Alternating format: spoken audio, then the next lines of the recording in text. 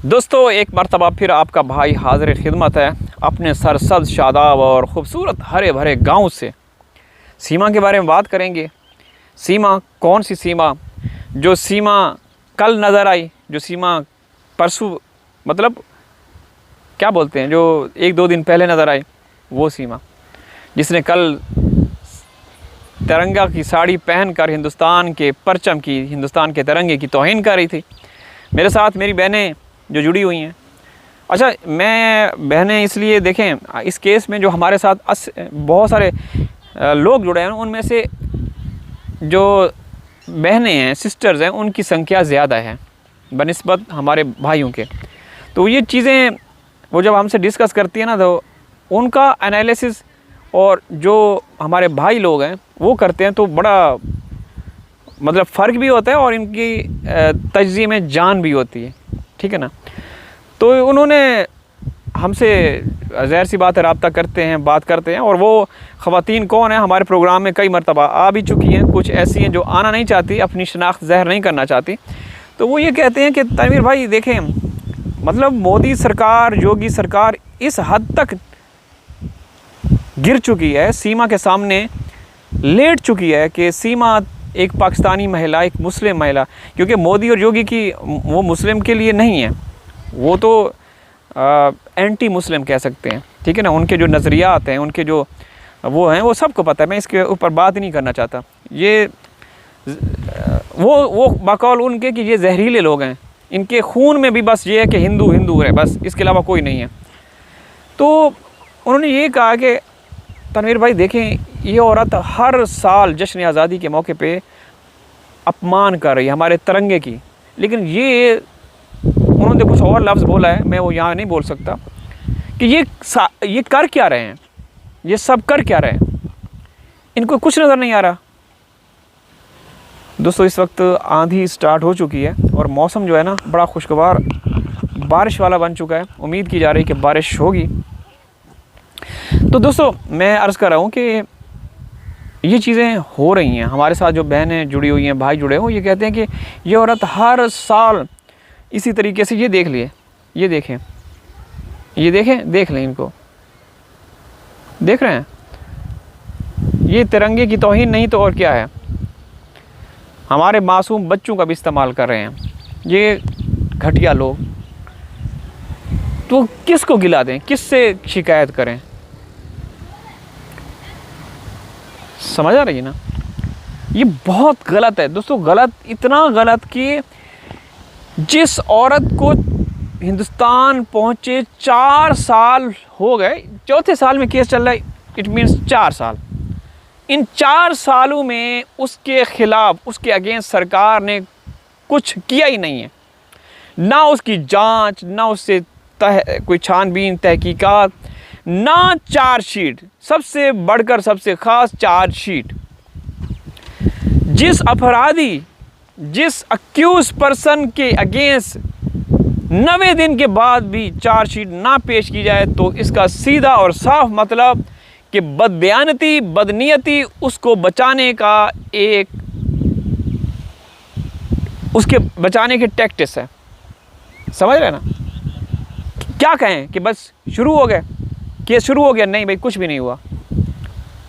हमने हर महीने ये सुना, बस अब ये होने वाला है, वो होने वाला है। भाई कुछ नहीं हुआ, कुछ नहीं हुआ।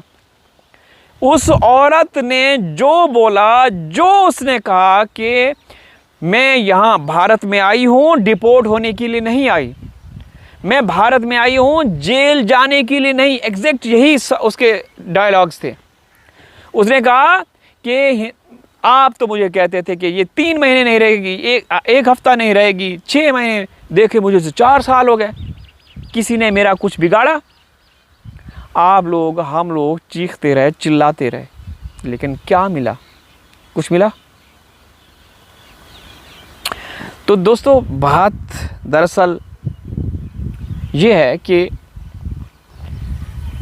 एक औरत ने पूरे सिस्टम को हाईजैक किया हुआ है। मुझे ऐसा लगता है कि या तो सीमा के पास ऐसे राज हैं इन मोदी योगी के कि वो इनका नाम लेते ही वो आगे से गीले पीछे से पीले हो जाते हैं। अरे गाली तो नहीं दे रहा ना इनको, ना ये डायलॉग बोल रहा हूँ। चाहता तो मैं तो उनको सही सुना देता, लेकिन हम ज़र्फ़ ज़मीर वाले हैं, बेगैरत नहीं हैं उन जैसे, ठीक है ना।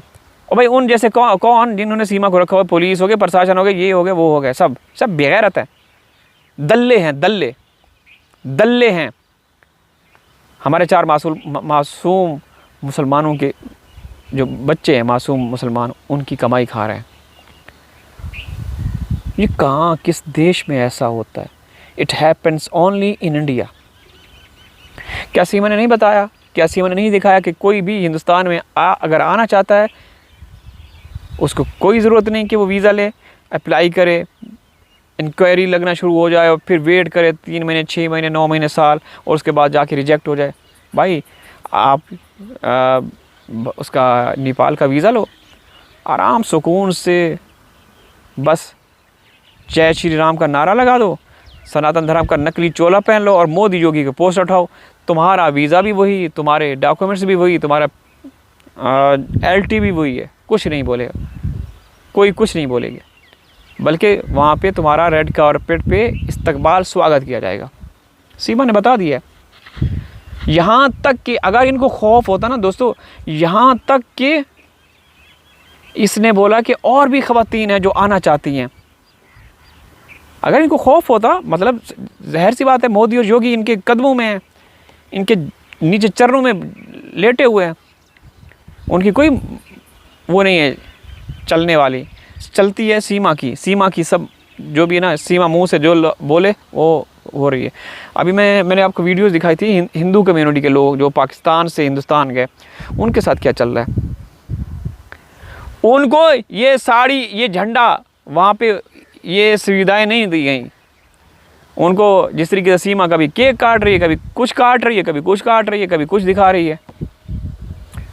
तो बेसिकली ये दगड़ दल्ले जो है ना करवा रहे हैं इनसे, वही दगड़ दल्ले ही अपराधी हैं, समझ रहे हैं ना। ये दगड़ दल्ले कौन है, कमेंट्स में बता दीजिएगा, लिख के बताइएगा कि दगड़ दल्ला मीन्स ये, दगड़ दल्ला मीन्स वो।